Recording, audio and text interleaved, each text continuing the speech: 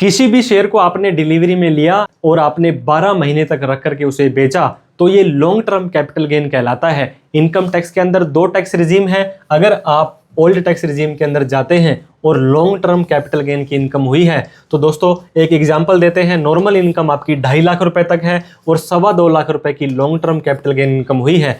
Old tax regime में overall income आपकी 2.5 लाख रुपए तक माफ होती है, जो ये नॉर्मल इनकम हो चुकी है। अब इस 2,25,000 रुपए में 2.25 लाख रुपए आपका टैक्स फ्री हो जाने वाला है, तो आपकी 1 लाख रुपए long term capital gain income taxable हो जाएगी, जिस पर 12.5% के हिसाब से 12,500 का टैक्स देना पड़ जाएगा। अगर आपकी इनकम 5 लाख से कम है तो भी दोस्तों 87A की रिबेट नहीं मिलेगी, 12,500 की रिबेट आपको नहीं मिलेगी। अगर ये आपकी नॉर्मल इनकम नहीं होती और ये इनकम आपकी 2.5 लाख रुपए होती और 1,25,000 रुपए अगर अलग होती, मतलब 3,75,000 रुपए तक only long term capital gain income है, तो ओल्ड रिजीम में माफ हो जाएगा। उससे ज्यादा 2.5 लाख से ऊपर और 2.25 लाख रुपए वैसे एग्जम्प्ट है, तो 12.5% का tax long term capital gain पर देना पड़ जाएगा। आप जानना चाहते हैं कि सर मेरी लॉन्ग टर्म कैपिटल गेन इतनी इनकम है और मैं ओल्ड टैक्स रिजीम में बाकी इनकम मेरी इतने हैं, तो मुझे कितना टैक्स देना पड़ेगा? आप कमेंट बॉक्स में पूछ सकते हैं। Thank you so much for watching this video. जय हिंद, जय भारत।